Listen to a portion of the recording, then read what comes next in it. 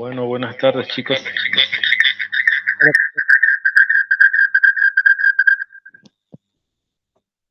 ¿Cómo le va?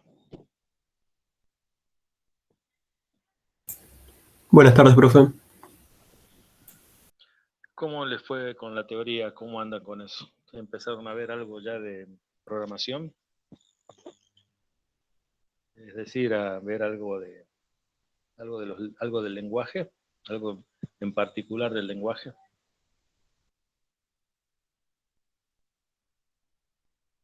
Variables, algunas instrucciones o algunas funciones, repasando lo del año pasado, algún algoritmo en especial. Están teniendo teoría, ¿no? ¿O no? Variables e identificadores, me dice Ezequiel. Bien. Bueno, como hicimos la clase pasada, les digo que una vez que yo lance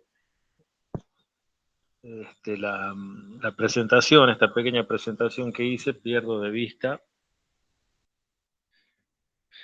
la parte esta del navegador que me permite administrar la entrada de los compañeros, así que si por ahí les llega algún mensaje por el Telegram, en el grupo, por favor me interrumpen.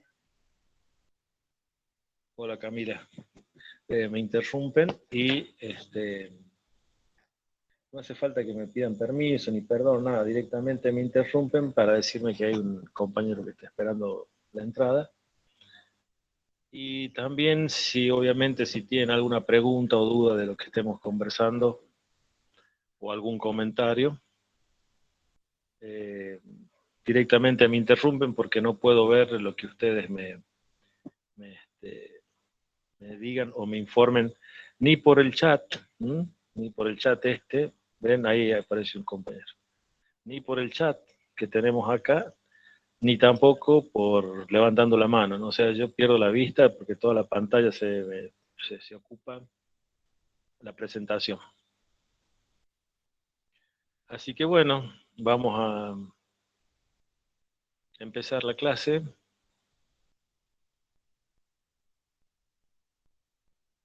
Ven, ahí se me ocupa toda la pantalla mía, que ustedes ven blanco en estos momentos y aparece la presentación.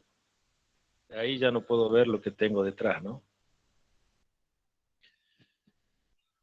Bueno, vamos a empezar la clase recordando lo que vimos la vez pasada, el miércoles pasado, en el que hablábamos del proceso de compilación, no sé si recuerdan, y habíamos hecho un anuncio de lo que sucedía en ese proceso. ¿Con qué llegamos a la conclusión? Llegamos a la conclusión que cuando nosotros decimos que vamos a compilar un código en lenguaje, un código que nosotros armemos en el lenguaje C y que va a estar hecho en un editor de texto al cual le llamamos código fuente, ¿no? Decimos que compilamos ese código o compilamos ese programa, pero en realidad es ese proceso de compilación es bastante, no podríamos decir complejo, pero sí tiene mucho trabajo por detrás. O sea, hay mucho trabajo de muchos programas o de algunos programas que se encargan de obtener como objetivo de esa compilación lo que nosotros llamamos un archivo binario o un ejecutable en el caso de ustedes que usan, o de aquellos que usan Windows, ¿no? Como dice ahí en la filmina, en general podríamos pensar que la compilación es un proceso que usa al GCC, que es el compilador de GNU, ¿no? El compilador de C de GNU, que transforma uno o más archivos fuentes, y en realidad tendríamos que decir archivos fuentes y otros archivos, que como vimos en la clase pasada, había archivos que habíamos programado nosotros y archivos que no habíamos programado nosotros. Bueno, el asunto que la compilación lo que hace es transformar todos esos archivos en un archivo binario, ¿no? Ese es lo que tenemos que imaginarnos cuando hablamos de compilación. pero habíamos explicado que es un proceso que tiene varias fases. Y en cada una de esas fases pueden intervenir algunas herramientas que pueden estar incluidas, por lo general suelen estar incluidas, de hecho, en el GCC, ¿no? Las podemos utilizar a esas herramientas por separado, de manera individual. Eso sería el caso, por ejemplo, de si yo quiero utilizar el ensamblador, que en el caso del lenguaje del Linux, ¿no? Del que estoy usando yo acá, se llama AS, que es el que está acá. A ver, espérenme que voy a ver si me anda el señalador. No. Voy a habilitar el señalador. Profe, disculpe, hay alguien ahí que quiere entrar a la clase. Ah, listo. Menos mal que me decís. Ahí vemos. Ahí estamos. Bueno,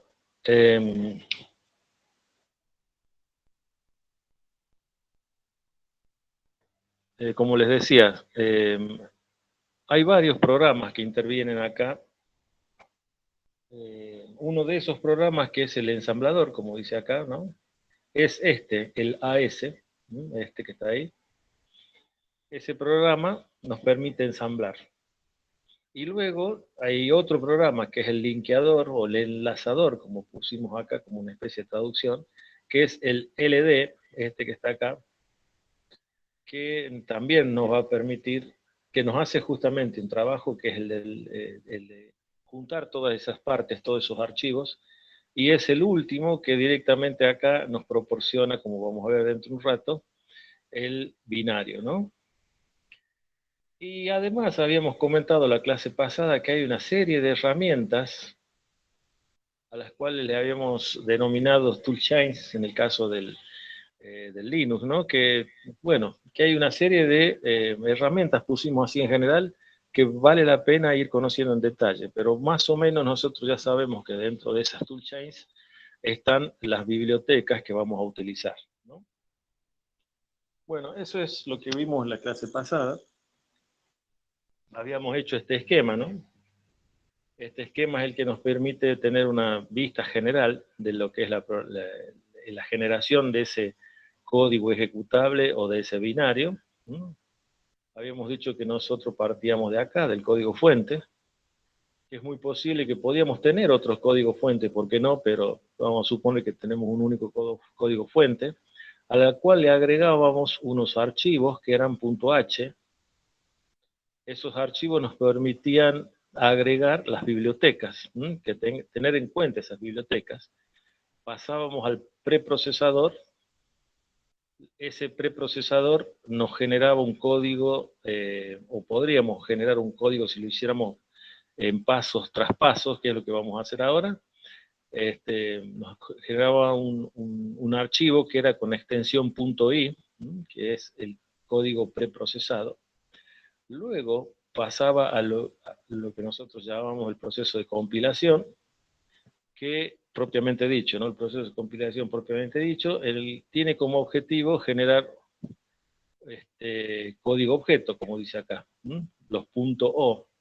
Y es acá donde aparecen una serie de códigos objetos que nosotros no programamos, que fueron programados por terceros, y que van a ser todos esos códigos unidos de algún modo, concatenados, no, está mal dicho, concatenados, pero van a ser enlazados justamente con el programa enlazador, ¿no? Para recién a partir de ahí este programa nos dé el código binario. Eso es lo que habíamos expresado en la clase pasada y ahora estamos repitiendo. Por lo tanto, ese proceso, que es bastante largo en el sentido de comprender o de ver, quizás todo eso está resumido, lo podríamos hacer como hacíamos la clase pasada, con una sola orden del programa compilador, el GCC, directamente pasábamos de nuestro fuente a nuestro archivo binario, ¿no? Pero todo eso que no vemos existe y está. Entonces lo que vamos a hacer ahora es hacer cada uno de estos procesos por separado, ¿no? Y acá está más o menos un resumen. Primero está un resumen de lo que hace cada fase, de lo que sucede en cada fase. Y acá está un resumen de cómo vamos obteniendo los archivos. Por ejemplo, a partir del editor, nosotros obtenemos el punto C, que es el código fuente, que está escrito en el lenguaje C, ¿no? Luego, con el GCC, con la opción "-e", esta es una opción de compilación, podemos obtener el código preprocesado, que va a tener como extensión el punto .i, este que está acá. ¿Y eso qué va a hacer? Eso va a ser el código preprocesado. Luego, ya tenemos el código preprocesado con la opción GCC, pero con la opción "-s", o sea, utilizando el mismo programa, solo que le cambiamos las opciones, le decimos que tenga otro comportamiento, obtenemos el punto .s, que es el código fuente en ensamblador. Luego, como ya tenemos el código escrito en ensamblador, ya podemos usar este otro programa, el AS, que es justamente el ensamblador, que toma el código ensamblado anteriormente, o en ensamblador, que hemos generado anteriormente, y obtiene un código objeto, que va a ser el punto O. Ese código objeto luego lo linkeamos con el LD, que es el otro programa que vamos a utilizar, y a partir de ahí, recién ahí obtenemos el binario, que es el que vamos a poder ejecutar. Presten atención que yo puse LD, y al lado, entre paréntesis, puse GCC, porque van a ver que hay alguna pequeña complicación en ese punto. Profe, no entiendo lo del ensamblador que toma el ensamblador anterior. ¿Esta parte? Sí, no lo entiendo. Bueno, mira, una vez que vamos a ver qué es lo que es el código preprocesado primero, ¿eh? Este código preprocesado es el código que utiliza luego para obtener este otro código que va a ser en ensamblado, en el lenguaje ensamblador. Bueno, el código preprocesado, como dice acá en este pequeño resumen, es el que encargado de expandir las macros, ¿no? Esa es la forma más fácil de verlo, y de hecho eso es lo que vamos a ver dentro de poco. Pero en definitiva, el código preprocesado termina siendo un código en C. O sea que el preensamblado, o el preprocesado, mejor dicho, lo que hace es modificarme algunas cuestiones, algunas cosas bastante, no quiero decir insignificantes, pero que son bastante pequeñas dentro del código C que yo he escrito, ¿no? Ahora, eso está en lenguaje C. ¿Lo puedo expresar en otro lenguaje a ese código que tengo ahí? Bueno, y la verdad que sí. Y ese código nuevo con el cual yo puedo expresar a esto que está escrito en C, es el código en lenguaje ensamblador. O sea, yo al código que tenía anteriormente, que estaba escrito en C, lo transformo, o lo puedo transformar, en lenguaje ensamblador. Entonces voy a tener el mismo código que yo tenía acá, escrito en C, lo voy a tener de manera totalmente equivalente en lenguaje ensamblador. No sé si lo conoces al lenguaje ensamblador. Ahora pude entender la idea. No, lo voy a investigar. No, Así me pongo. no te preocupes que ahora lo vemos dentro de poco. Bueno, en definitiva ese es el lenguaje ensamblador. Entonces yo voy a tener un código en lenguaje ensamblador. El lenguaje ensamblador es un lenguaje que tiene mnemotécnicas de las instrucciones que comprende o que utiliza el microcontrolador, o el microprocesador en este caso, ¿no? Entonces, es el código de más bajo nivel con el cual nosotros podemos programar de manera relativamente fácil. Entonces, cuando yo leo el código en ensamblador, conozco muy de cerca lo que está pasando en el microprocesador. Esa es la idea de que yo pueda obtener el código en ensamblador, ¿no? Entonces, desde el lenguaje C, yo puedo traducir ese código en lenguaje C a otro código que es en un lenguaje que es más de bajo nivel, que se llama ensamblador, ¿no? Entonces yo puedo tener mucho control sobre mi programa. Puedo ver detalles de lo que sucede en el microcontrolador directamente, ¿no? Bueno, y eso es lo que obtengo ahí en ese paso, y ese va a ser un archivo .s, como dice acá, ¿ves? Es decir, que el archivo .s va a ser un archivo en lenguaje ensamblador. Ahora, ¿podré compilar este lenguaje ensamblador? ¿Podré hacer algo con este código en lenguaje ensamblador? Y la verdad que sí. Para eso existe este programa, que vendría a ser el compilador de ensamblador. Así como nosotros tenemos un compilador de C, tenemos un compilador de ensamblador, que en este caso lo usamos para generar el código objeto, que es este, va a ser con la extensión .o, ¿no? Lo hacemos desprofeso, ¿no? Pero la idea es que nosotros a partir de este código .o, código objeto, podamos linkear, o es decir, podamos enlazar con otros códigos objetos y a partir de ahí obtener el binario, que es el objetivo de todo esto. Entonces, vamos a ver si logramos ver esto parte por parte. Bueno, en primera instancia, lo que vamos a hacer es justamente ver el código preprocesado.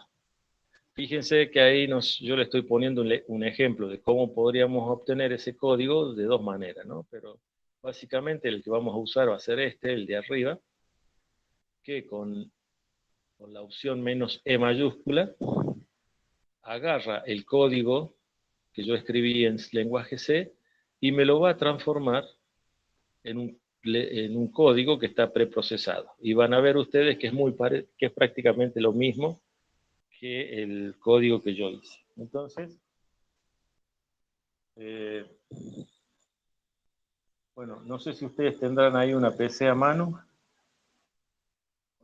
para que puedan ir repitiendo. Bueno, fantástico. ¿Se ve ahí la pantalla, la terminal que tengo en pantalla? ¿Se alcanza a ver o está muy chico? Sí, se ve. Bueno, entonces mire, lo que vamos a hacer, como hicimos la vez pasada, vamos a abrir un programa, vamos a generar un archivo de código fuente que se va a llamar prueba.c, obviamente. Nano es no el compilador, es el editor de texto que usamos acá en este caso, ¿no? Ustedes pueden usar el editor de texto que más les guste, como les explicaba la clase pasada. Entonces, abrimos ahí. Bueno, y este es el código que habíamos visto la clase pasada. O sea, ahí lo que hice fue abrir el código de prueba que hicimos la clase pasada. Entonces vamos a borrar todo esto.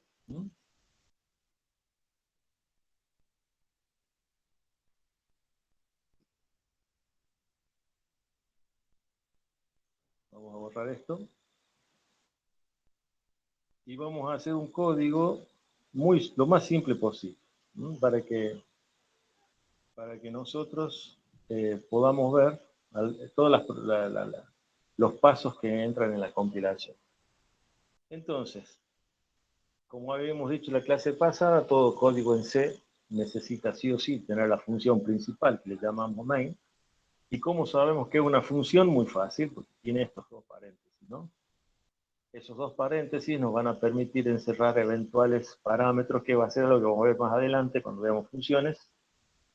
Y este int que dice acá, lo que nos va a permitir es, o lo que anuncia ese int, es que la función main que yo estoy creando va a devolver o va a retornar un entero, que por ahora no sabemos a dónde retorna. Simplemente decimos main va a ser una función que retorna un entero, nada más. ¿Cómo hacemos para que retorne un entero main? Con no sé si se alcanza a ver, ahí está medio feo el color, un color medio morado. Con la palabra reservada return, ¿no? Ponemos return y podríamos poner directamente un entero, por ejemplo así, el 1, o podríamos poner cualquier entero. Entonces nosotros vamos a poner cualquier entero. ¿Está bien?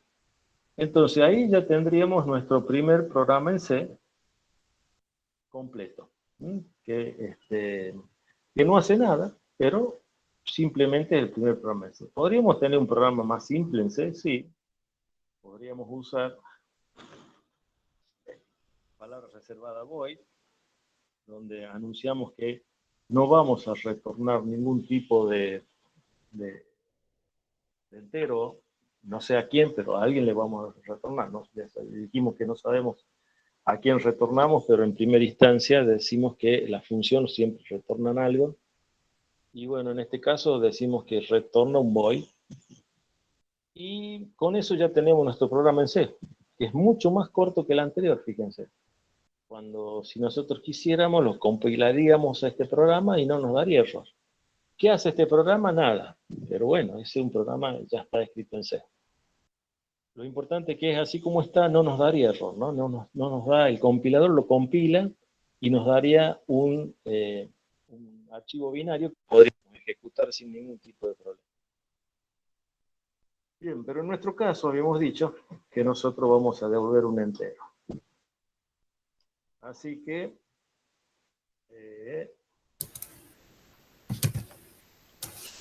sí, ¿alguien quiere preguntar algo?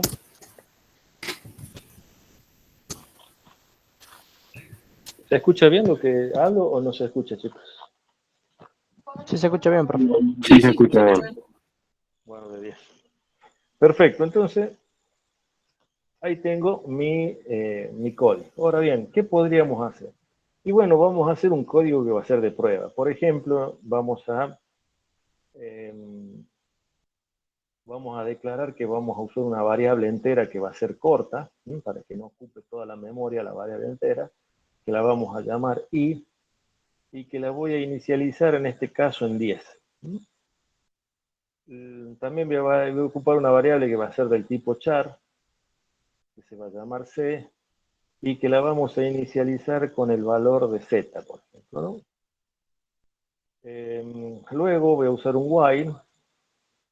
Ese while lo que va a controlar es que el i siempre se mantenga menor que 0. A ver, estoy pensando en cualquier cosa, después lo corrijo. En realidad tendría que ser mayor, o sea que mientras el valor de i sea mayor que 0, voy a hacer algo. ¿Qué es lo que voy a hacer? ¿Qué va a hacer eso que voy a hacer? Voy a poner que la variable c va a ser igual a la misma variable c sumado la variable i, pero esa variable i, luego de ser sumada, va a ser descontada en 1. ¿Se entiende el código? ¿Se ve mejor ahí? ¿Alguien no entiende lo que hemos hecho hasta acá?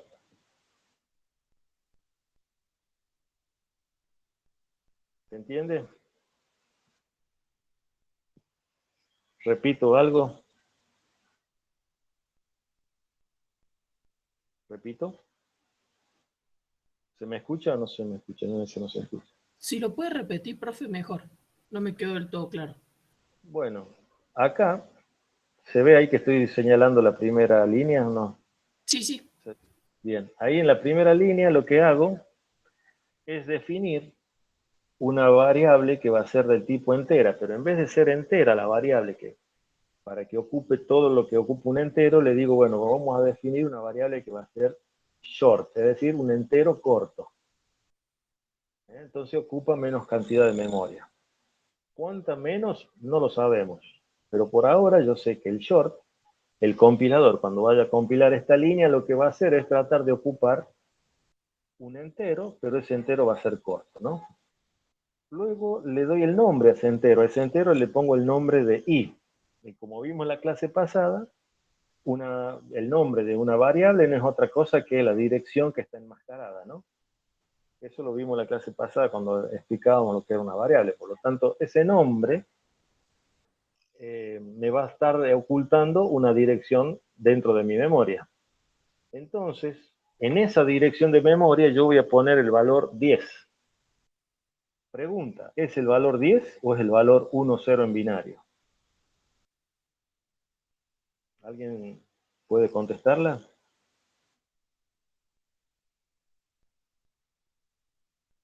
¿No? Creo que el Bueno, 10 porque supuestamente inicializa. bueno, ya lo veremos entonces, por las dudas. Bueno, luego de hacer eso, de inicializar, como dice la compañera acá, en esta variable, en la variable i, en esta, hacemos exactamente lo mismo, pero esta vez con otra variable que se llama c. Y esa variable c va a ser del tipo char. Char significa carácter, o sea que lo que me va a contener, así como esta variable i contenía números enteros, esta variable c va a contener caracteres. ¿Cómo digo yo que, cómo le digo a c que, o cómo, no a la variable c, sino en el lenguaje c, cómo expreso que una letra, como por ejemplo esta letra z, no es el nombre de una variable, sino que es un carácter, o sea que yo quiero que esa z sea interpretada como un carácter, con las dos comitas que tienen ahí arriba, ¿ven? Esas dos comitas. Entonces, lo que hace el compilador se da cuenta que mi intención como programador es que z no sea una variable, sino que z sea justamente el código ASCII de la letra Z. Entonces, ¿qué logro? ¿Cuál es el efecto final que logro? Bueno, que la variable C contenga el código ASCII de Z. ¿Se entiende eso? Sí, profe. Bien, y después viene algo que todavía con el ingeniero Camargo no lo vieron, pero seguramente lo van a ver pronto. Esto es un ciclo, es decir, un loop. Lo que hace el loop es repetir una cantidad determinada de código, en este caso, va a repetir este código, o sea que mi loop va a empezar acá, va a repetir todo esto y va a volver acá. Entonces va a estar ahí, por eso se llama loop, ¿no? Va a estar en ese ciclo constantemente, dando vuelta, ejecutando todas esas instrucciones. Y ese loop, si yo lo haría de algún modo especial, ese loop no saldría nunca, o sea, siempre estaría dando vuelta y ejecutando estas instrucciones, ¿no? ¿Cómo logro de que ese ciclo se corte? Mediante esta condición que está acá. Que ya lo van a ver con mayor detalle cuando lo vean con el ingeniero Camargo. ¿Cómo se interpreta esta línea que está acá? Esta línea lo que se interpreta es, mientras el valor de la variable i sea mayor que el valor 0, ¿está bien? Mientras el valor de la variable i sea mayor que el valor 0, entonces tengo que repetir. Es decir, tengo que estar en ese loop. En el momento que la variable i cambia y es 0, por ejemplo, o menos 1, deja de ser mayor y por lo tanto no se deja de ejecutar este ciclo y la ejecución continúa por la próxima línea, que en este caso sería return. Es decir que el primer valor de i, como lo pusimos acá, es 10. Por lo tanto, cuando llega a este ciclo, i tiene el valor 10, que sí es mayor que 0. Como el número 10, o el 1, 0, como lo quieran ver, es mayor que 0, entonces ejecuta lo que está dentro de ese ciclo. Y lo que está dentro de este ciclo es esto. Bien, ¿se entendió cómo funciona el ciclo, no? Sí, Sí, sí, profe. profe. Bien. Sí. Ahora, ¿qué sucede? Como este valor i es 10, si siempre se mantiene en 10 el valor, este va a ser un ciclo infinito, nunca va a cortarse. Tengo que apagar la máquina para que se corte el ciclo. Por lo tanto, tendría que existir una forma de que el valor de i cambie. Bueno, esa forma en que el valor de i cambia está acá. Ahí lo que yo digo es que el i se va a ir descontando en una unidad en cada ciclo. O sea, cada vez que se ejecute eso que está envuelto en rojo, se va a ir descontando ese valor en una unidad. Entonces, cuando se ejecute por primera vez, esto va a ser 10 menos 1, 9. El valor de I va a ser 9. Cuando vuelva a ejecutarse esto, el valor de I es 9, por lo tanto, si le descuento 1 va a ser 8. Cuando vuelve a ejecutarse, el valor de I es 8, pero como le descuento 1, el próximo valor va a ser 7. Cuando se vuelve a ejecutar, el valor de I va a ser 7, como le descuento 1 va a ser 6, y así va a ir descontando hasta llegar al valor 0. En el momento que el valor de I sea 0, deja de cumplirse esta condición y este ciclo se termina. ¿Se entendió? Sí, profe. Ahora sí. Bien. Entonces, C va a ir tomando diferentes valores en cada ciclo. ¿Mm? Y esos valores van a depender del valor actual de C y del valor de I. Por lo tanto, el valor de C, que inicialmente era Z, cuando yo calcule el próximo valor de C, ese valor de C va a ser Z más I. Por lo tanto, voy a estar sumando Z, que es una letra, más I, que es un valor. ¿Se entiende? En este caso, I valía 10, ¿se acuerdan del primer valor?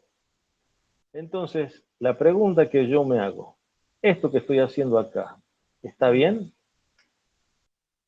Es decir, ¿esto está bien? No me tendría que advertir que ahí tengo una especie de confusión. El compilador diciéndome, mira, estás queriendo sumar a una letra, le estás queriendo sumar un número. ¿Eh?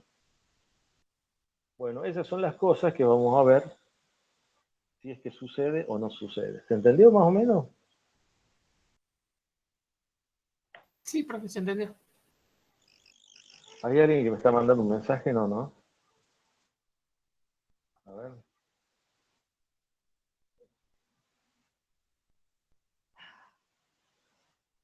Acá dice, para mí está mal, dice Gustavo. Gustavo dice, 10 es decimal.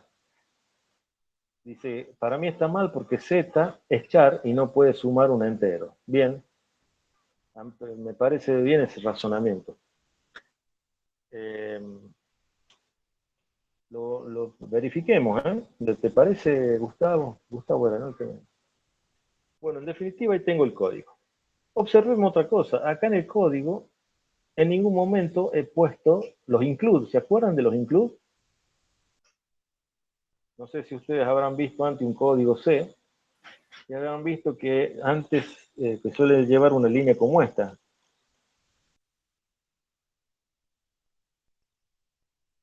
¿Se acuerdan?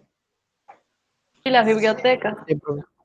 Bueno, tal cual. Bueno, fíjense que yo acá no la estoy usando, ¿eh?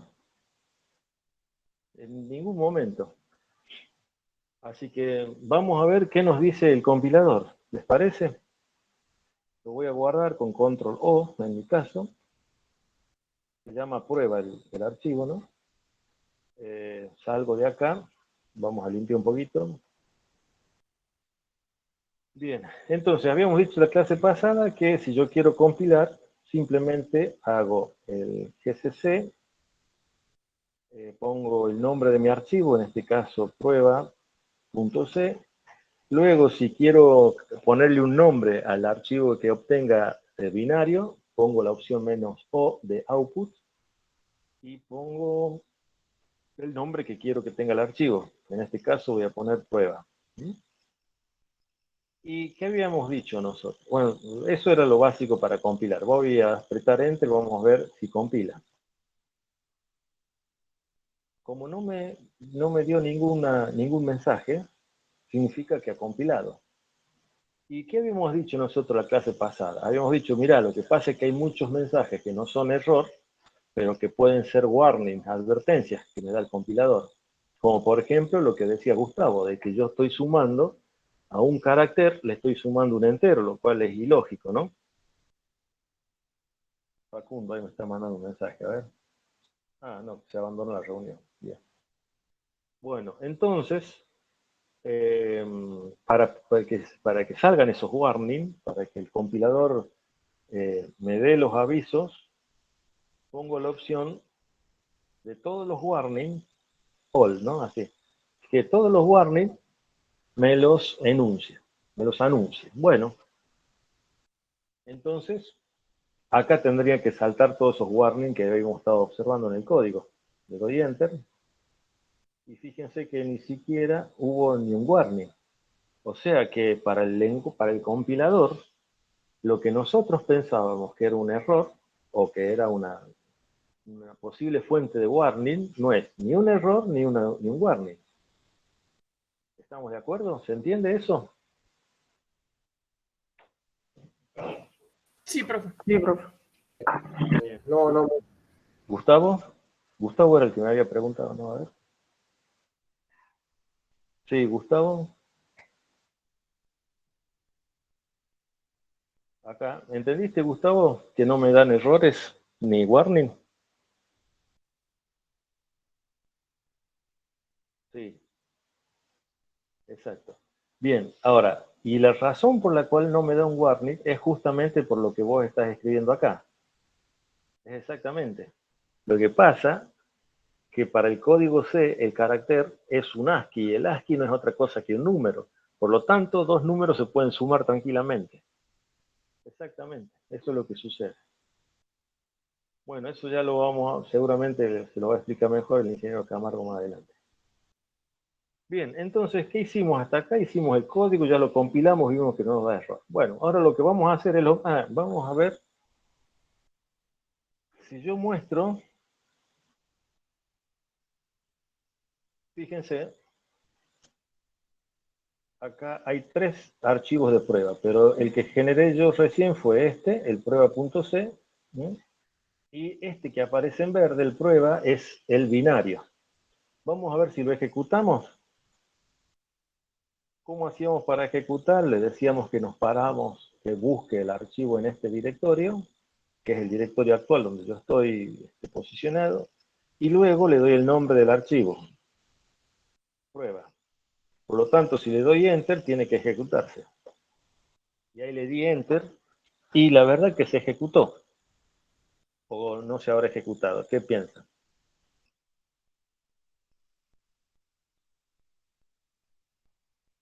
Bueno, está medio dudoso el tema.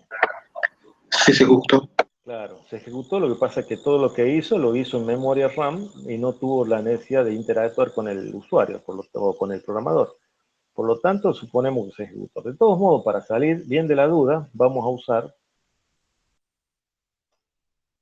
un medidor de tiempo que trae el Linux, que sirve para ver cuánto tiempo dura un programa o cuántos recursos me utiliza. Entonces, lo ejecuto y ahí me dice prácticamente, me dice que el tiempo real que ocupó fue eso está en segundos, o sea, 0,002 segundos, que el tiempo que ocupó el usuario, o sea, el programa este cuando se ejecutó fue de 0,001 segundo en espacio de usuario, y que ocupó el resto del tiempo, casi no se midió, por eso tiene 000, por el sistema. Entonces, todo eso es lo que tardó mi programa en ejecutarse. O sea que se ejecutó. Lo que pasa es que era tan simple, tan chiquito mi programa, que se hizo súper rápido y no hizo nada que interactúe con las consolas, ¿no? O con la terminal. Bien.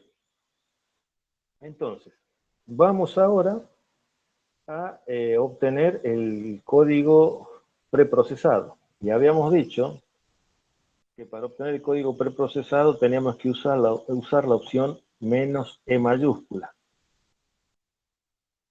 A eso le íbamos a aplicar al código fuente que nosotros teníamos, y con la opción "-o" otra vez de output vamos a ponerle el nombre. En este caso se va a llamar prueba.i, que habíamos dicho que los archivos precompilados tenían la extensión .i. Entonces le doy Enter. Bueno, vamos a ver si se generó ese archivo. Nos fijamos y bueno, ahí está, ¿lo ven? Acá. El prueba.i se encuentra ahí. Por lo tanto, lo podríamos... y lo que podríamos ver es si... Veamos qué es lo que tiene ese archivo. Primero veamos el tipo. Con el comando file que trae el Linux, ponemos prueba.c y nos responde que prueba.c es un código, un fuente escrito en C y que está en formato ASCII. Es decir, que lo único que tengo es texto, ¿no? Ahora bien, nosotros, ¿qué habíamos dicho de prueba.i? O sea, del archivo preprocesado. Habíamos dicho que prácticamente era lo mismo que el código fuente. Entonces, hagamos el archivo, verifiquemos el tipo, cómo lo reconoce el Linux al prueba.i. Y fíjense, acá está la respuesta. Prueba.i es un fuente en C escrito en texto que contiene caracteres ASCII. Lo mismo que me dice prueba.c, ¿ven? Es exactamente lo mismo. Por lo tanto, es lógico que sea muy parecido. Para ver el archivo por dentro, vamos a usar un comando que se llama cat en Linux. Y fíjense. Miren, esto que está ahí es lo que tiene prueba.i, el archivo precompilado. Por lo tanto, si ustedes se fijan, esto que ven acá no es otra cosa que el archivo fuente que nosotros hemos escrito hace un rato. Y lo que agrega el archivo al archivo fuente es lo que está en numeral. Por lo tanto, eso va a ser interpretado, van a ser especies de comandos que van a ser interpretados por el próximo paso que yo tenga que hacer en la compilación. ¿Se entiende entonces?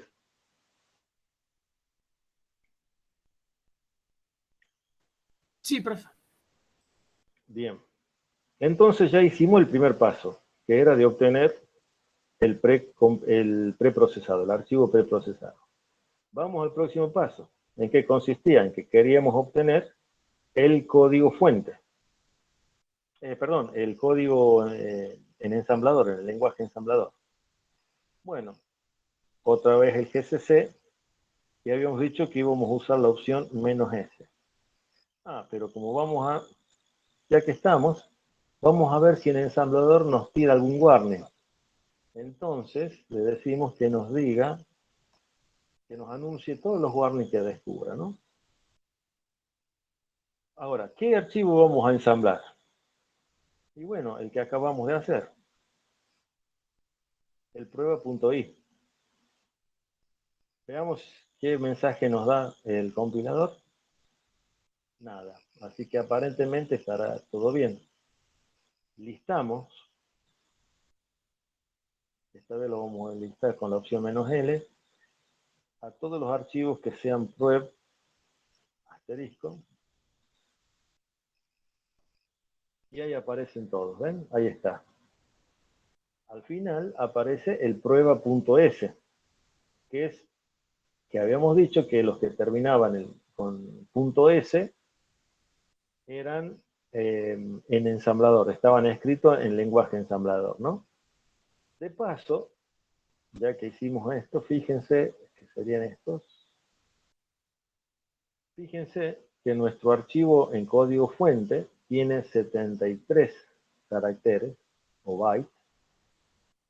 El prueba i, que fue precompilado, preprocesado, tiene 226 y el ensamblado o el ensamblador tiene 595 bytes. ¿Está bien? Bien. Hagamos lo mismo que hicimos recién. Nos fijemos cómo lo reconoce el Linux al archivo S. prueba.s. Y fíjense, ahí ya lo reconoce como un archivo fuente, pero en vez de ser escrito en C, está escrito en ensamblador. ¿Mm? Y sigue siendo un archivo de texto. Por lo tanto, si es un archivo de texto, lo vamos a poder ver. Simplemente ponemos el comando cat, el prueba, el nombre del archivo, y ahí está el ensamblado, ¿ven? Que uno de sus compañeras recién me estaba preguntando. Bueno, como pueden ver, esto es el archivo que está escrito en código assembler. ¿Ven?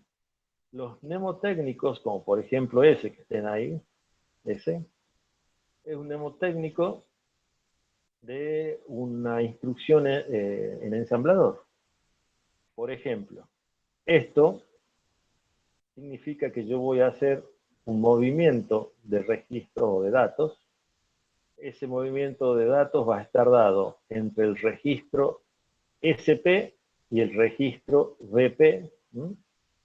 De hecho, lo que yo tenga en SP va a ir a parar al registro RVP.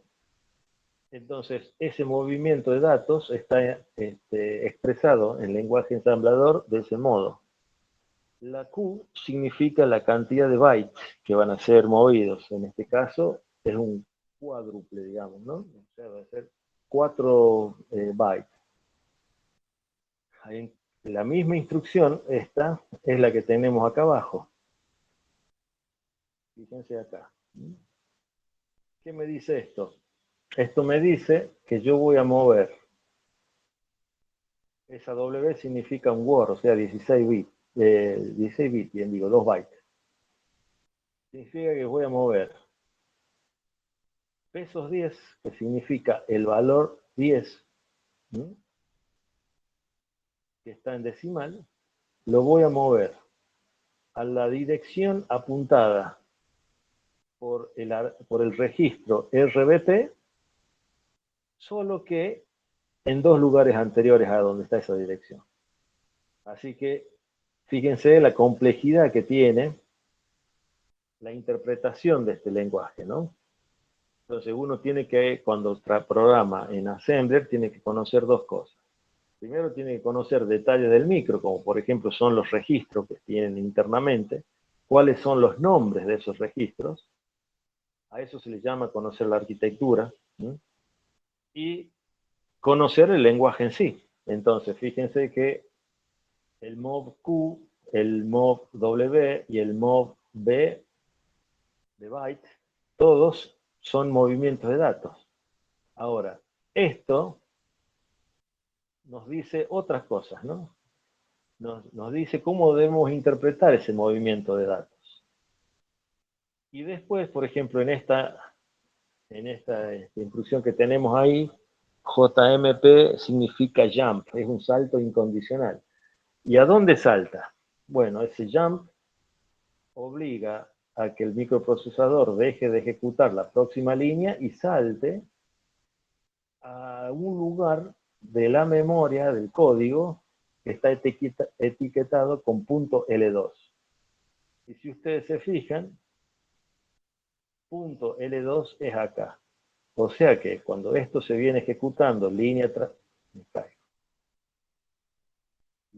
línea, cuando llega a esta línea, salta y empieza a ejecutar esta otra línea, que empieza con una comparación acá. Bueno, etcétera. Todo esto tiene su interpretación. No es nuestro objetivo interpretar ni aprender el ensamblador, pero sí es como para que más o menos sepamos cómo es el código ensamblador, ¿no? De hecho, la interpretación que uno tiene que hacer de este código ensamblador es mediante el formato AT&T o AT&T, digamos, ¿no? Es un formato diferente al formato Intel, que es lo que ustedes quizás vayan a ver en alguna materia. O sea, encima de que es complejo el lenguaje, hay 2 formas de interpretarlo. Uno es con el formato AT&T y que es este que estamos usando acá, y otro que es el formato Intel. Pero bueno, esos son detalles. ¿Se entiende hasta acá?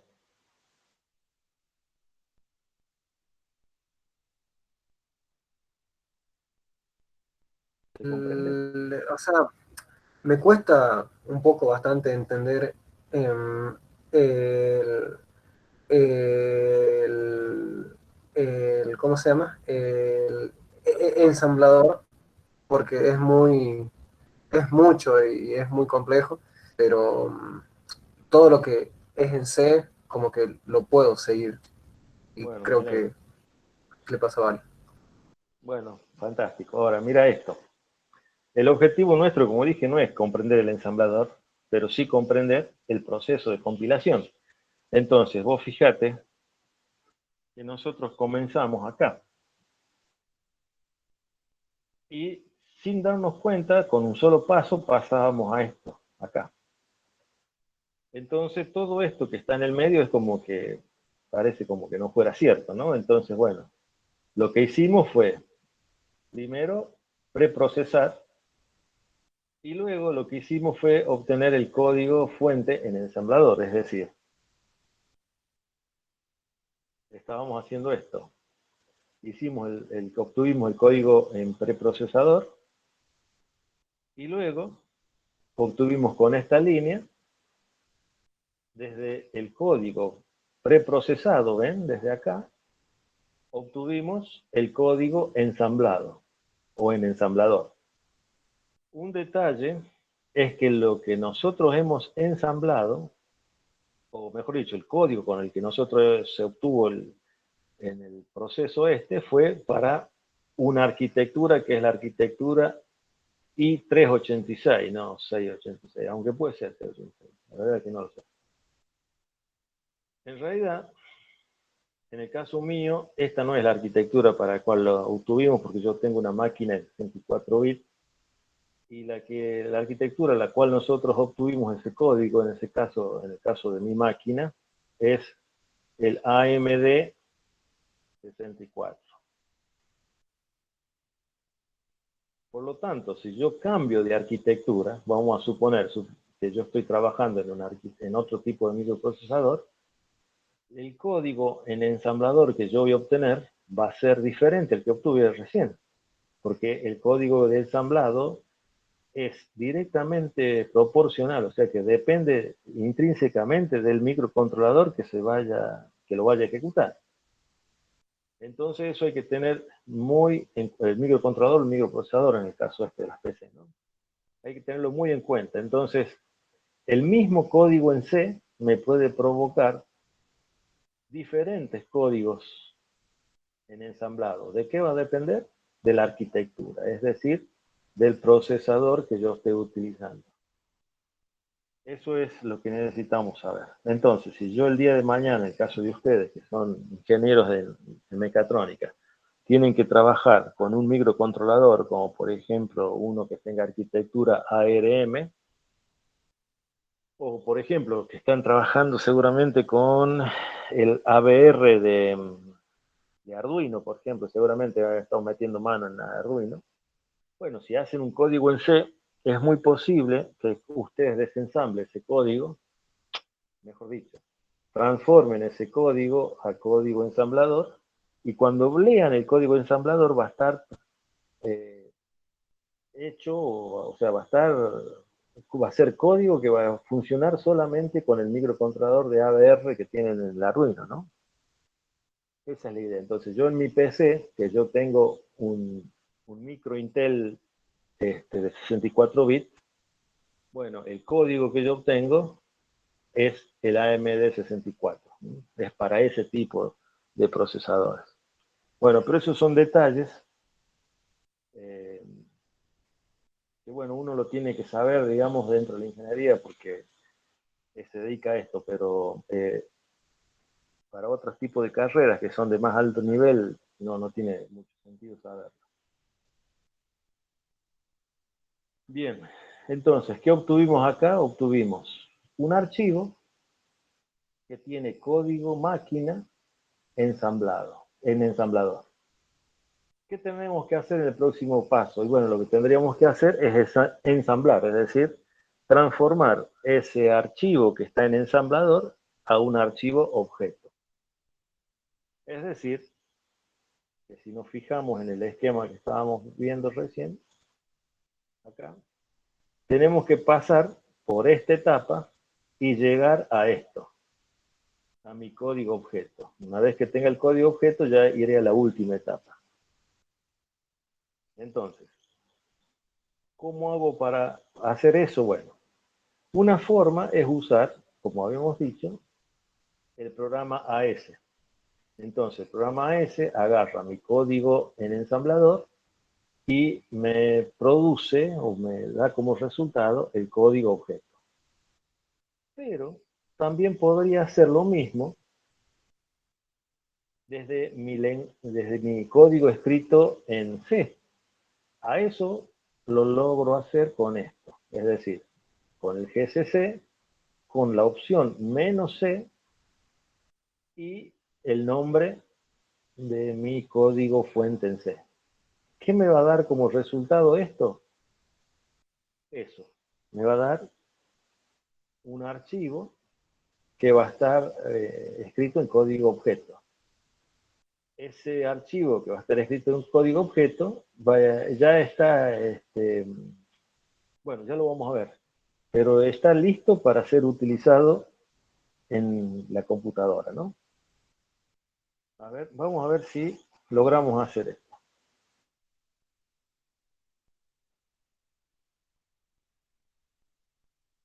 Bien, entonces, si listamos todos los, ¿cómo era que se llamaban? Pruebas, eran, ¿no? Todas las pruebas, tenemos prueba C, que es un archivo que está escrito en lenguaje C, un código fuente. Prueba I, que es un archivo que contiene el código fuente, pero ya está preprocesado. Y luego, prueba S, que como vimos recién, es un archivo que tiene código en ensamblador. Entonces, a ese código en ensamblador vamos a ver si lo transformamos en código objeto. Primero usamos AS, ¿no? Entonces, AS, puedo usar la opción, no, directamente AS, prueba.s, -o, para decir cuál va a ser el archivo de salida, y se va a llamar prueba.o de código objeto, pero también le podría llamar prueba.a, según la cuestión, según la ocasión. En este caso lo vamos a llamar prueba.o. Entonces, si yo le doy Enter, no me dio ningún mensaje de error, por lo tanto supongo que está bien. Primero vemos si lo ha creado al archivo. Fíjense, acá aparece prueba.o. Entonces, le preguntamos a Linux cómo lo reconoce a ese archivo. Y vamos a ver que me da este mensaje. ¿Ven? Ahí me dice, prueba.o va a ser un archivo, bueno, es un archivo objeto que tiene el formato ELF de 64 bits. Ese formato ELF de 64 bits es el formato que es entendido por el sistema operativo Linux o por el Windows, por muchos sistemas operativos, de los archivos que son ejecutables. Por lo tanto, yo podría decir que estoy en condiciones de ejecutar prueba.o. Pero todavía, porque ya tiene el formato de ejecutable, pero todavía no puede ser ejecutado porque le está faltando algo. ¿Qué le está faltando? Le está faltando el último toque que lo va a dar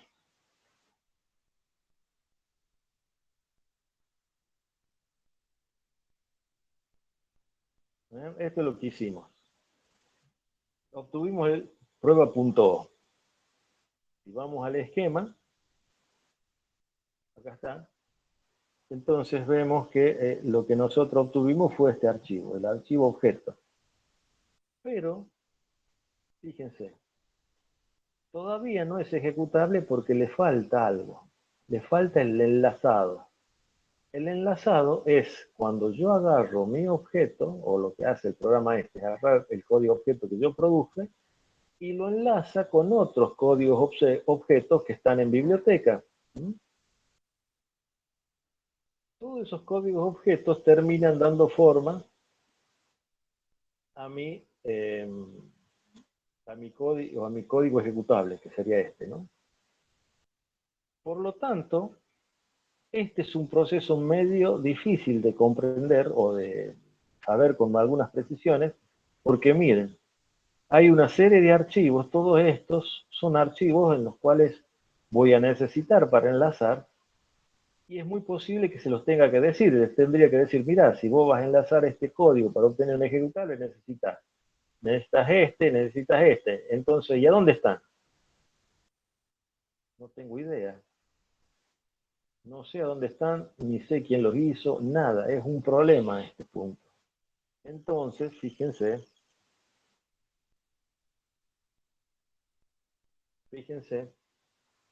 el último paso, que es el paso de enlazado, fíjense que cuando yo quiero usar el programa de enlazamiento, el LD, hay una serie de parámetros, todo esto son una serie de parámetros que yo le tengo que pasar para obtener, fíjense acá que está medio escondido, el prueba O, perdón, el víctima.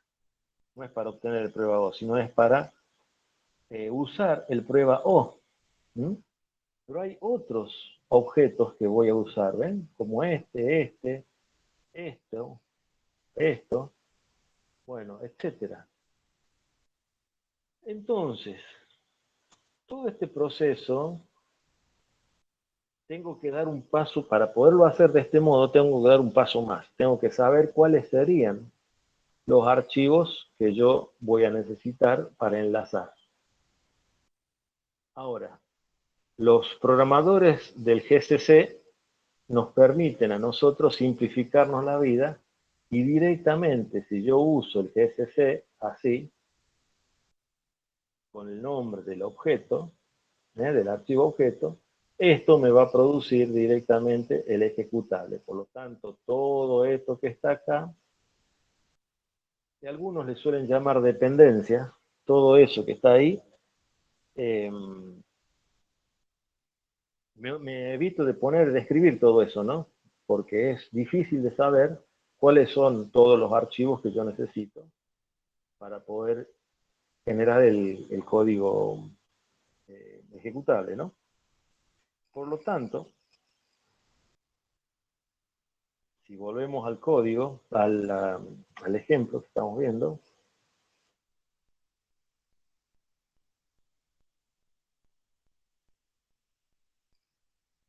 estamos. Si volvemos al ejemplo, entonces, ¿yo qué tendría que hacer?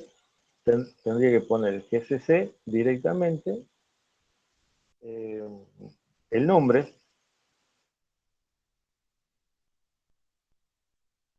del objeto y darle Enter, ¿no? Y fíjense que no me dio ningún mensaje de error. Eso significa que me generó el programa. Bien, ¿y qué pasa si yo quisiera usar como habíamos visto acá, si quiero usar el LD? Bueno, si yo quiero usar el LD, vamos a suponer, ¿no? Supongamos que yo quiero usar el LD de prueba.o y que quiero obtener como salida un archivo ejecutable que se llama así nomás, execute. No, vamos a poner otro por la duda, hacemos un comando de Linux. Que sea exec. Ahí. ¿Entendemos? Entonces, vamos a ver qué sucede si hago eso. Y empezamos con los problemas, ¿ven? Ahí me dice que no puedo encontrar el símbolo de entrada start. ¿Mm? Ya empezamos mal con los problemas. ¿Por qué? Y bueno, porque para yo poder usar el linkeador, necesito una serie de parámetros que desconozco por ahora, ¿no? Que los puedo averiguar, obviamente, pero que los desconozco. Por lo tanto, hasta este paso, ¿qué haríamos en este paso? Bueno, en este paso ya no hace falta usar el LD, sino directamente usamos esto, el GCC, ¿sí? Para compilar un objeto.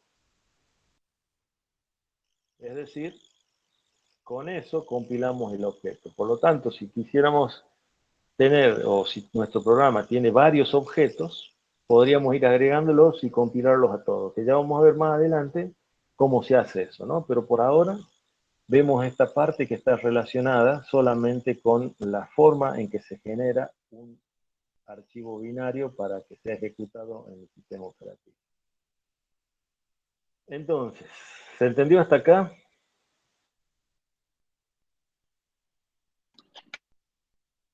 Sí,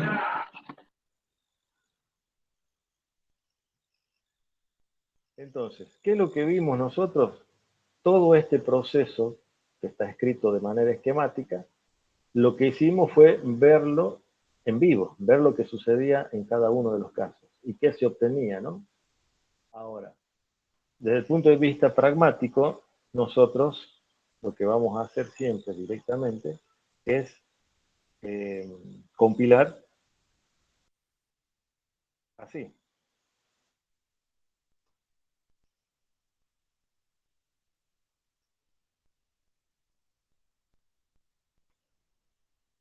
Bueno, y acá podría ir el nombre que ustedes quieran, ¿no? Pero por lo general se pone el mismo nombre eh, del código fuente, ¿ven? Entonces esa sería la línea típica de compilar. ¿Qué es lo que oculta todo esto?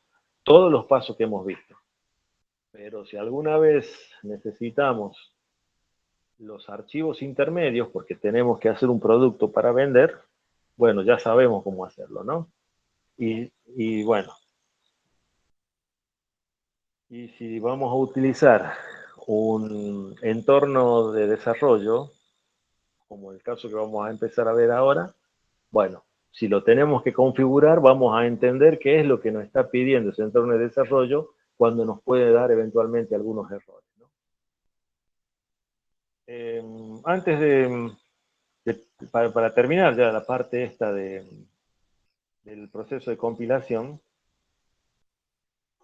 quiero que hagamos algunas pruebas más. Ese es el archivo que nosotros compilamos. ¿Está bien? Habíamos hablado de esto. ¿Se acuerdan?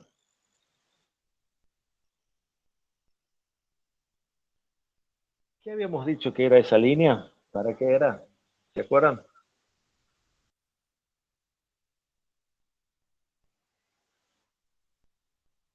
Las bibliotecas. La que está arriba. Bien, entonces lo que estamos haciendo acá, estamos incluyendo un archivo que se llama stdio.h. Eso es lo que estamos haciendo, incluyendo un archivo que tiene ese nombre. Generalmente nosotros lo relacionamos con la biblioteca, como dijo la compañera de ustedes. No hay problema que tengamos esa relación porque lo que estamos haciendo acá es, en este archivo, estamos haciendo una serie de declaraciones y estamos programando una serie de macros que nos pueden ser útiles durante la programación del lenguaje, ¿no? Entre las cosas que nosotros declaramos en este archivo es el nombre de las funciones, porque no sé si ustedes se habrán dado cuenta que yo no utilicé ninguna de las funciones que deben haber usado anteriormente, como por ejemplo, yo no usé printf.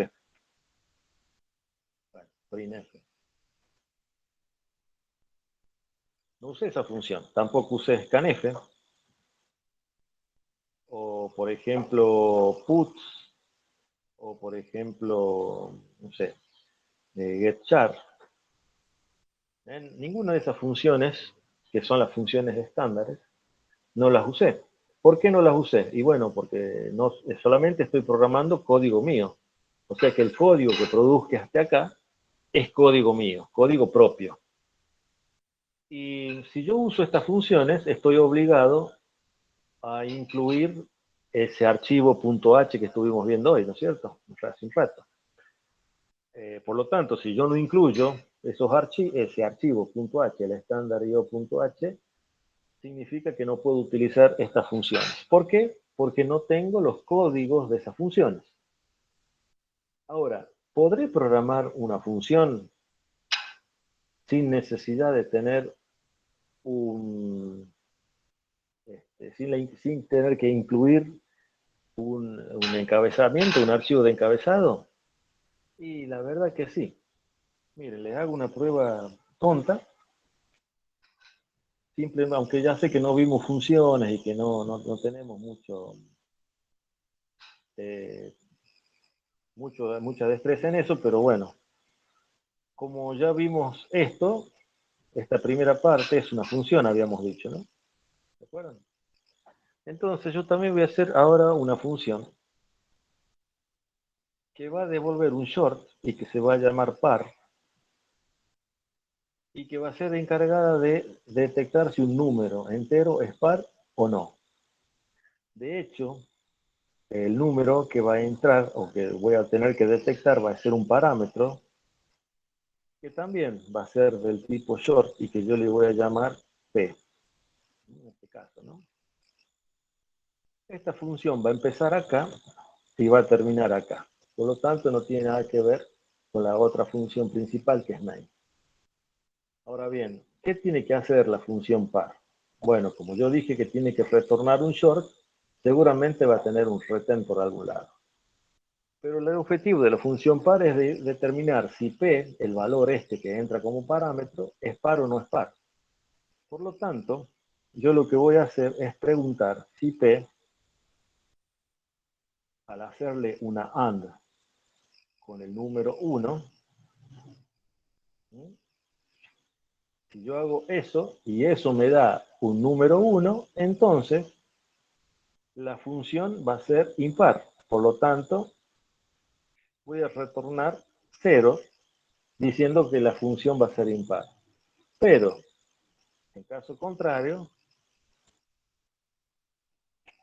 voy a retornar un 1 indicando que la función fue efectivamente una función par. ¿Sí? Por lo tanto, fíjense, esta función es una función que yo hago, que si no se preocupen, si no se entiende mucho lo que estoy escribiendo, todavía no vimos funciones, ya lo vamos a ver a esto. Yo le iba a dar explicaciones teóricas primero el ingeniero Camargo, después vamos a ver práctica de esto, pero en primera instancia, ustedes créanme que lo que hice ahí fue programar una función. Y esa función es mía. No vayan a pensar que es una función que fue programada por algún otra persona, porque esto no necesita include. Yo no estoy incluyendo nada de esto. Y hasta el punto, lo que le estoy diciendo es cierto, que si yo agarro... bueno, vamos a usar la función antes de salir del programa. Entonces, yo lo que podría hacer es, adentro de mi while, podría decir que si mi función es par, de C vamos a poner. O sea que si el código ASCII del carácter que tiene C es par, entonces vamos a hacer esto. En caso contrario, lo que vamos a hacer es que C sea igual, por ejemplo, a, no sé, a Z más 1, que es, por ejemplo, ¿no? Esto no tiene mucho sentido, pero es simplemente para ver cómo se utiliza la función. O sea que acá estoy utilizando la función que yo programé acá arriba. ¿Está bien? Ahora bien, ¿cómo? Voy a ver qué pasa si yo pongo printf, por ejemplo. O hacemos un puts. Esta función puts, por las dudas, los que no los hayan visto en en algoritmo. No sé si ustedes tienen algoritmo, pero eventualmente, si alguien ha programado en C y no la vio la función put, sirve para poner un texto. Yo pongo un texto y eso me lo va a imprimir por pantalla, ¿no? En definitiva, yo estoy usando dos funciones. Estoy usando esta función, que la programé yo, y esta función que no la programó nadie. ¿Mm? Entonces, vamos a guardar con control O y vamos a salir de acá. Entonces lo que vamos a hacer es compilar gcc menos wall prueba.c y le vamos a llamar prueba 1, para distinguir la de la de recién. Prueba 1. Entonces doy enter y fíjense lo que ocurrió. Ahí me está diciendo que la función puts nadie la conoce. Pero fíjense que nadie me dice nada de la función que yo hice, que se llamaba par. Entonces, si yo entro al código de nuevo, me voy y borro la función puts, la borré, de nuevo vuelvo a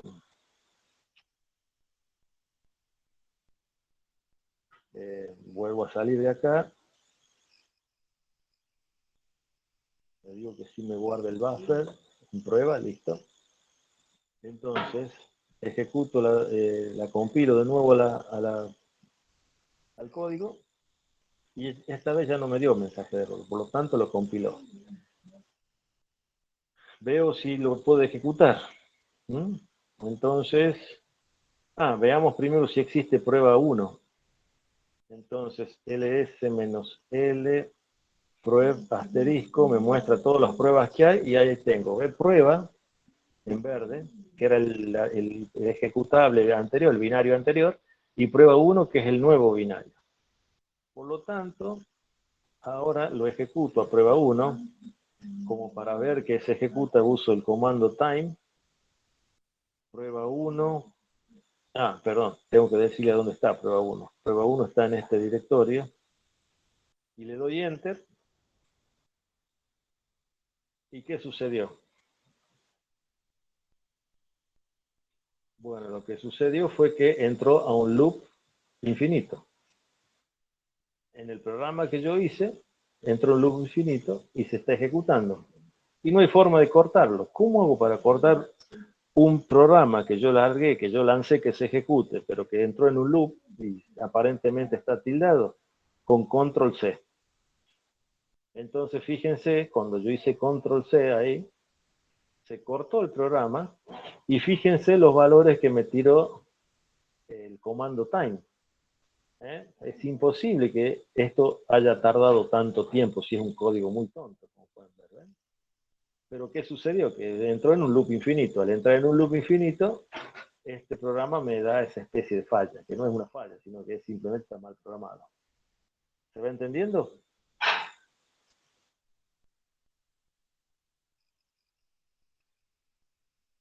¿Se entiende las pruebas que estamos haciendo? Sí, profe. Bueno, esperemos que sí. Está medio difícil, me parece. Bueno, vamos a hacer una otra prueba más, que es con el tema del preprocesado. Vamos a usar una macro, ¿no? Que la vamos a llamar letra, por ejemplo, y que va a tener el valor de z. ¿Está bien? Entonces, donde aparece z, nosotros directamente borramos y ponemos, o podemos poner letra. Entonces, ahí está. ¿Ven? Entonces, vamos a guardar esto.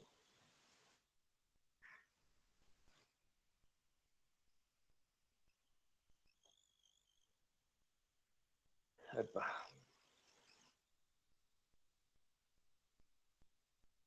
Bien, entonces, lo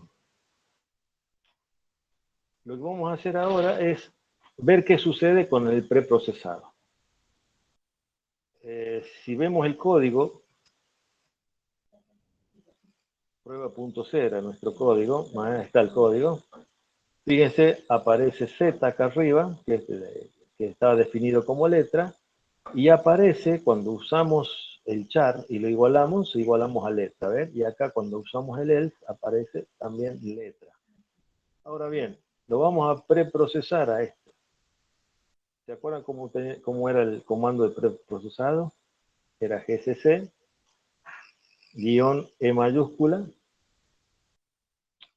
prueba.c, y luego le digo a dónde lo quiero ver. En prueba 1 le vamos a poner, para no confundir con el anterior, punto .i. En teoría, ahí lo preprocesó. Ahora lo vamos a ver. Hacemos un cat, prueba 1.i, y fíjense lo que aparece. Miren. Fíjense que esto lo habíamos dicho, que lo habíamos visto anteriormente, decíamos que eran comandos, pero no le dábamos mucha importancia. Lo que sí desapareció fue la macro. ¿Ven? No está la macro. Entran directamente con la función que habíamos hecho nosotros. Y después, fíjense acá, que fue reemplazado, donde habíamos puesto la macro, fue reemplazado por el valor de la macro. En este caso, menos z, perdón, era el ASCII z, ¿ven? Ahí queda claro lo que estábamos diciendo en la filmina, que la función que tiene el preprocesamiento es expandir las macros. Expandir las macros significa que cuando yo las use, se reemplace por el valor que tienen esas macros. ¿Se comprendió, chicos? ¿Se entendió? ¿Se entiende? ¿No se entiende nada? ¿Es difícil? Y cuesta un poco, profe. Bien. ¿A dónde es la parte que no se entiende mucho? ¿En lo que hace la macro? ¿Eso? ¿O el tema del preprocesado que ya lo vimos? Yo me perdí donde empezó a escribir cat. ¿Dónde empecé a escribir cat? A ver, che, ¿a dónde empecé a escribir cat? ¿Acá? Sí. Bueno, vamos a ver lo que hicimos, ¿eh? ¿Te parece? Veamos esto.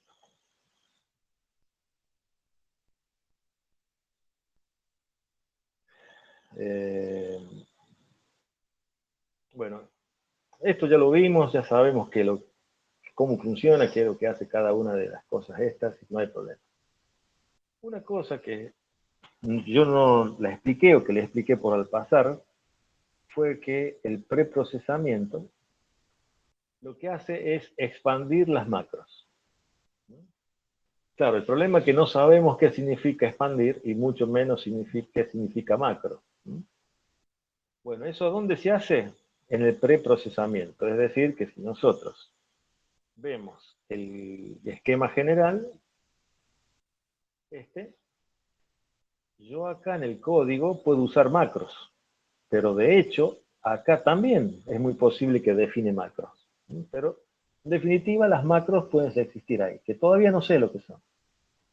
¿Qué hace el preprocesamiento? Lo que hace es expandir esas macros. ¿Está bien? Por lo tanto, el código que yo obtenga acá, después del preprocesado, o sea, el punto .i ¿ven? Este punto .i, ese código va a ser el mismo código C, pero con las macros expandidas. ¿Se entiende más o menos? Entonces, ¿qué experimento hicimos al respecto? ¿Sí alguien estaba por decir algo? ¿No? Bueno, fíjense, ¿qué experimento hicimos? Bueno, nos metimos acá en en el código, acá, este es el código en C que nosotros trabajamos, ¿no? Nos metimos acá, voy a poner acá una pequeña corrección. Nos metimos acá y ¿qué nos dimos cuenta? ¿O qué hicimos? Lo que hicimos fue esta línea. Esta línea es un define. Ese define, como empieza con numeral, ¿ven? Empieza con numeral, significa que no es código de C.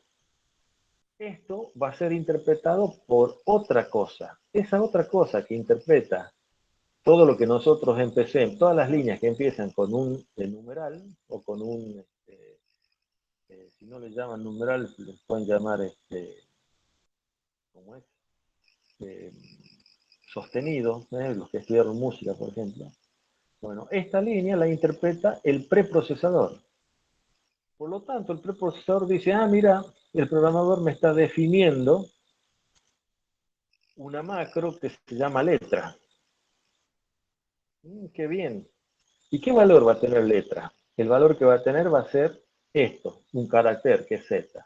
Ah, perfecto. Entonces, lo que yo tengo que hacer, dice el preprocesador, es expandir las macros. ¿Y qué significa expandir las macros? Que cada vez que yo encuentre la palabra letra la tengo que reemplazar por el carácter Z.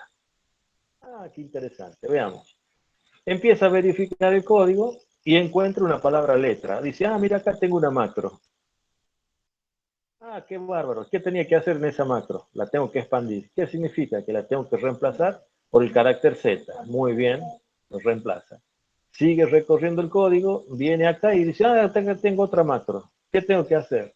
Reemplazarla por el carácter Z, por el ASCII de Z. Bueno, listo, lo reemplaza. Y así hasta que termina. Terminó, no hay más macro, listo, terminó mi proceso. Eso es lo que hace el preprocesador con las macros. Eso es lo que se llama expandir las macros, ¿no? Entonces, ¿qué hicimos luego nosotros? Nosotros agarramos, ya como el código le metimos una macro, en esta línea lo que hicimos fue generar el archivo preprocesado.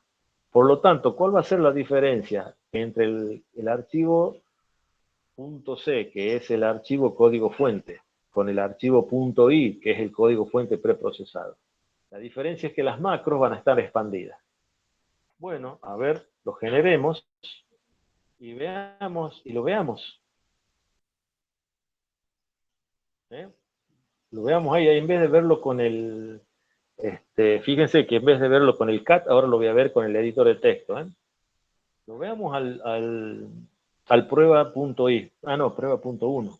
Prueba1.i, ahí está. Le cambié el nombre. Lo veamos y veamos qué pasó. Y ahí lo vemos. Y fíjense. Está todo esto, ese encabezado, que ya le dijimos que no le damos importancia. Desaparece el define, el que yo definía la macro, y luego desaparecen las macros. Porque donde había una macro, por ejemplo, en esta línea, fue reemplazada por Z. Donde había una macro, por ejemplo acá, fue reemplazado por Z. ¿Se comprende? ¿Se comprende ahora? Sí, Sí, profe. profe. Bien, entonces, vamos a salir. Entonces, eso que acabamos de hacer, volvemos de nuevo a este diagrama. Eso que acabamos de hacer es lo que hace el preprocesado. Me reemplazan las macros por su valor. ¿Y por qué yo los jodo tanto con esto? Si ustedes estudiaran ingeniería en sistema, por ejemplo, o licenciatura en sistema, mucho menos. Si tuvieran licenciatura en sistema, ni me preocuparía por contarles esto. ¿Pero por qué me preocupo en contarles esto? Porque si nosotros programamos un microcontrolador, ¿no? Y el microcontrolador, bueno, acá no voy a poder escribirlo, así que voy a cambiar de hoja. Pero no. A ver, voy a abrir una hoja en blanco. Ah, ¿cómo? No, esto es más rápido. Mire, si yo tuviera que programar para un microprocesador, y el microprocesador lo tengo que programar en C, y digo, che, tengo un puerto. Ah, muy bien, ese puerto, ¿qué número de puerto es? Bueno, se me abrió esto.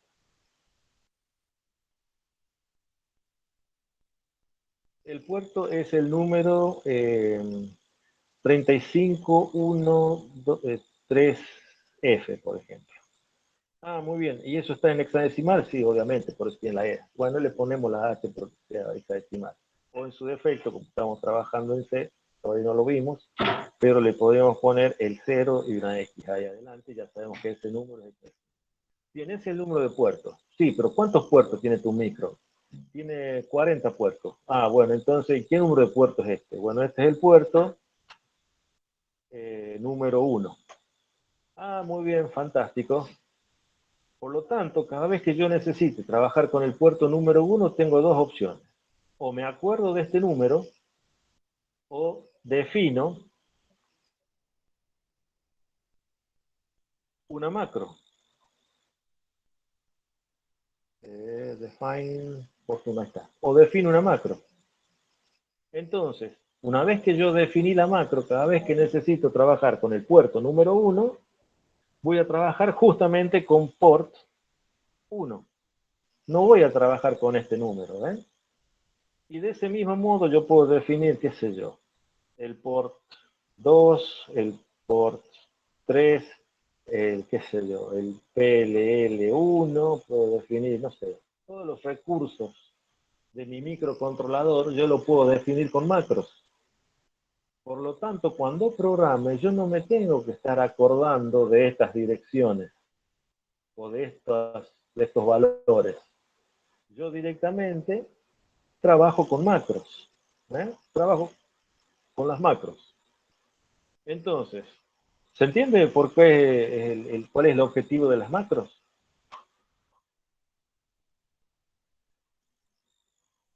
¿O está complicado?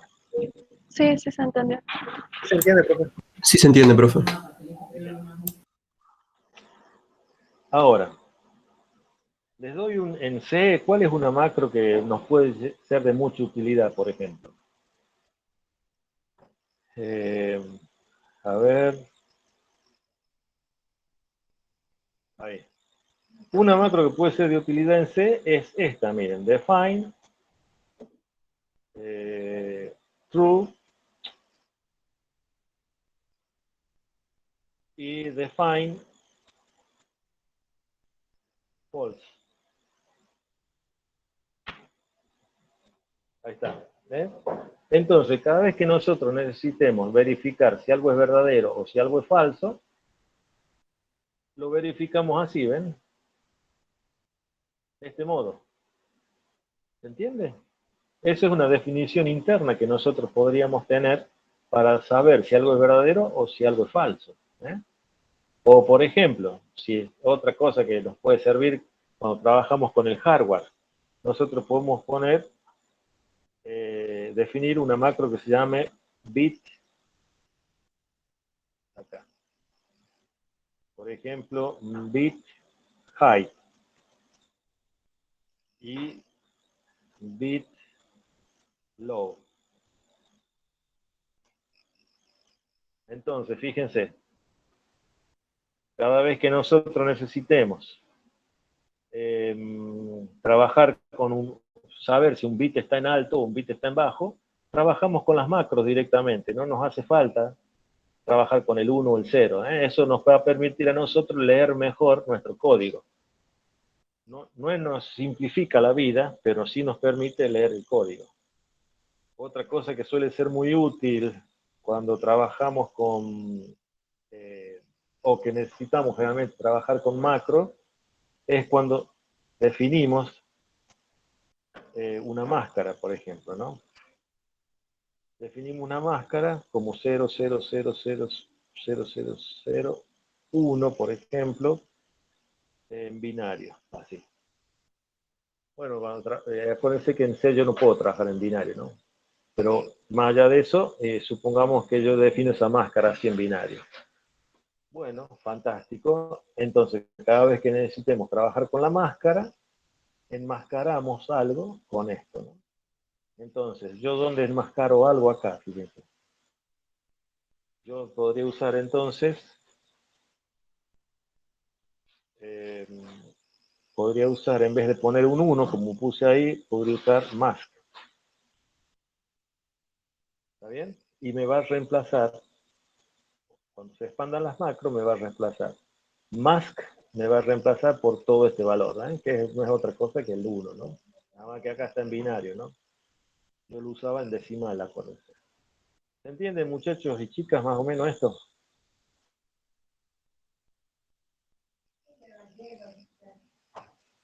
Sí, profe. Muy bien, entonces, vamos a cerrar esta consola, vamos a cerrar esta presentación y lo que vamos a hacer ya para terminar la clase, vamos a ver la herramienta que vamos a utilizar acá directamente, que me permite simplificar aún más mi vida como programador. Seguramente ustedes habrán visto o habrán utilizado ya lo que se llama un entorno de desarrollo que se llama CodeBlock. ¿Lo vieron? Sí, profe. Sí, lo conocemos. Sí, profe. Bien. Sí. Bueno, perfecto, eso no hay drama, lo pueden usar, hermoso entorno. ¿Cosa, profe? Sin embargo, también pueden... Sí. ¿Qué cosa, ¿Alguien me profe? dijo algo? ¿Qué preguntó? Si es que han usado el entorno de desarrollo CodeBlock. No, no, ese no.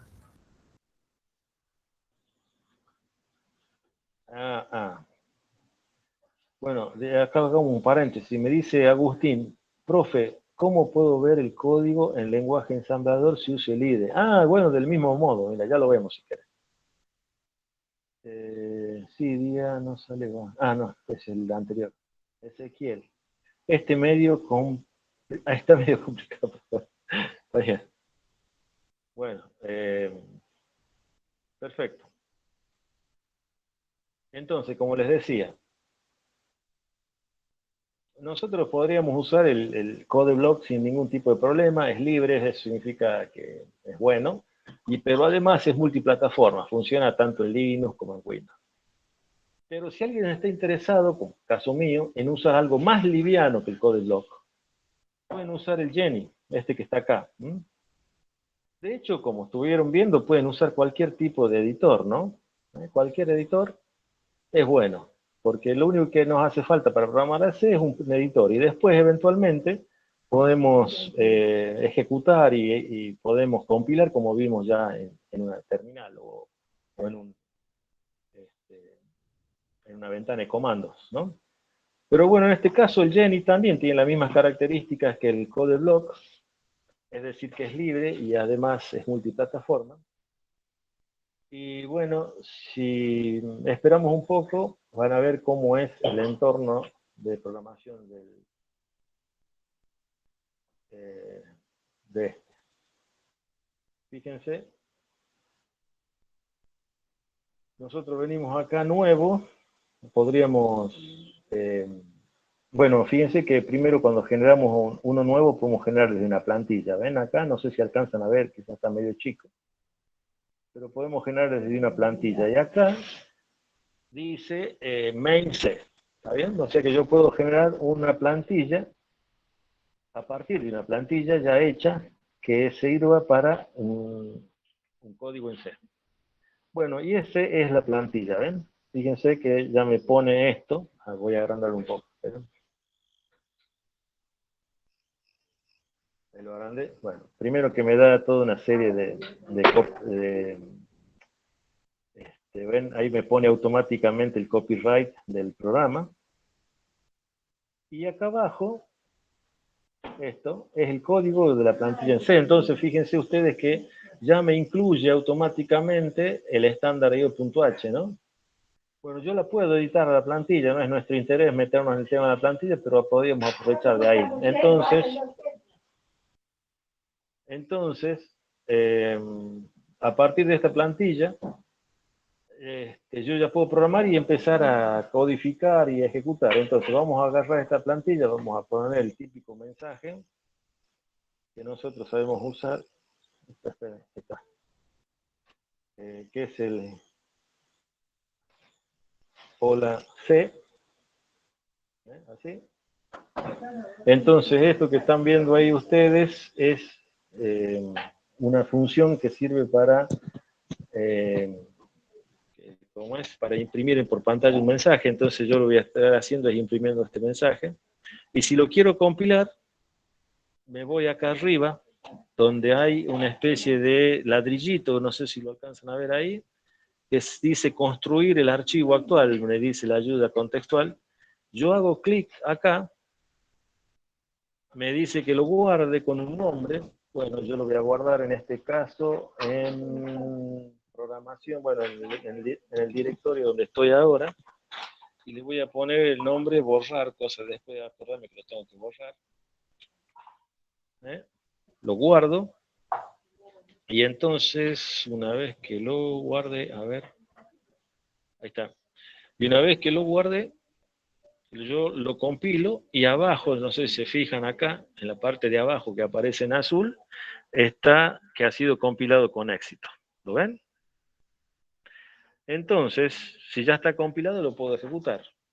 ¿Cómo hago para ejecutarlo? Me voy acá, a donde hay unos dibujitos como de engranaje que dice ejecutar, hago clic ahí y me aparece automáticamente la ventana donde me ejecuta el programa. Lo mismo que hace el CodeBlock, ¿ven? Exactamente lo mismo, solo que como les decía, es un poquito más liviano que el CodeBlock a la hora de usarlo, digamos, ¿no?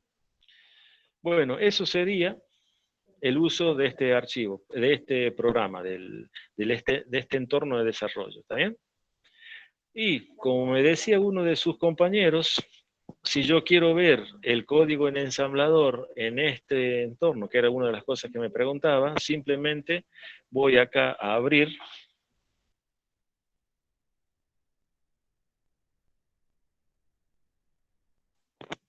Entonces acá tengo que ir a la carpeta donde lo había hecho, que yo no recuerdo qué carpeta era, a ver. Ah, ya cerré la... Bueno, no recuerdo, pero debe ser, si estoy en mi cátedra de programación en mecatrónica, en clases, acá, y acá busco el archivo .s, ¿ven? Acá está prueba.s, que es el código, lo abro, y fíjense, ahí me aparece el código en ensamblador, no sé si lo ven, ya lo agrando. Ahí, miren, ¿ven? Ahí está el código en ensamblador, ¿ven? Eso. Que lo puedo ver desde esta plataforma. Ahora, si yo lo quisiera compilar, bueno, ya tengo que ir acá a las herramientas y cuando yo configuro, en la parte de configuración, que está en algún lado, acá debe ser, no, en herramientas, está. En algún lado de configuración, tengo que cambiar el compilador. Tengo que decir que no compile con el GCC, sino que compile con el AS. O eventualmente le tendría que decir que compile con el GCC, pero con la opción de, ¿cómo era? No, lo tengo que compilar directamente con el AS, como vimos nosotros, hasta ahora, ¿no? Hay una forma de hacerlo, de compilarlo con el GCC, pero no lo vimos nosotros. Bueno, eso sería lo que vamos a empezar a utilizar ahora nosotros para ver el tema del código. ¿Se entendió más o menos? ¿Se comprendió? Profe, Sí. le quería consultar, en la plataforma dice que el parcial es el otro miércoles. ¿Qué entraría? Sí. Y solamente lo que vimos. Lo que vimos en la práctica es lo que va a entrar. ¿Comprendés o no? Entonces, ¿qué veríamos? El proceso de No me ordeno. compilación. ¿Cómo? Un ejemplo, por ejemplo, ¿cómo sería?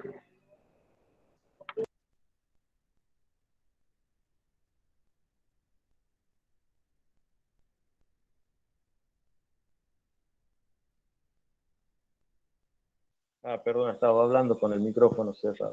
Te decía, puede ser, acá tiene este pedazo de, esta porción de archivo. Dígame a qué tipo de instancia de compilado pertenece. Entonces uno decía, este archivo es, por ejemplo, fue preprocesado, este otro archivo fue, no sé, tal cosa, no sé, así, ¿me entendés? Ya serían ejemplos que tienen que ver con la práctica, en el cual vos tengas que identificar de qué estamos hablando. ¿Se entendió más o menos? Profe, disculpe, habíamos hablado con el otro profe y habíamos dicho que el primer parcial podía ser entre el 21 o el 28 de abril.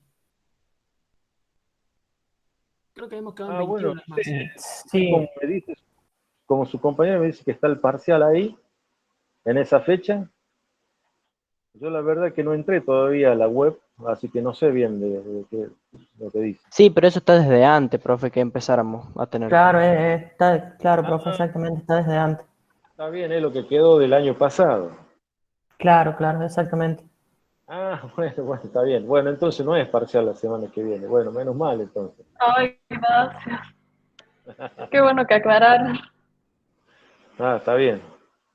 Está bien, entonces, bueno, ya me voy a fijar cuándo les dijo el ingeniero que teníamos parcial. El 21. El 21, profe, la primera fecha que había pautado. Bueno, entonces seguramente va a ser entre el 21 o el 28, o sea, entre esa semana o la otra, y después ya iríamos al segundo parcial, que no sé cuándo será. Pero sí, no se preocupe, no hay problema. Bueno, profe, adiós. Bueno, no sé si hay algún...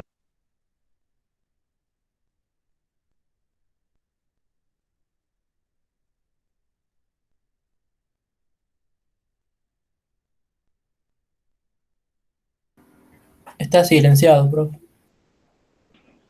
Bueno, les decía que no sé si hay alguna otra duda, alguna otra pregunta.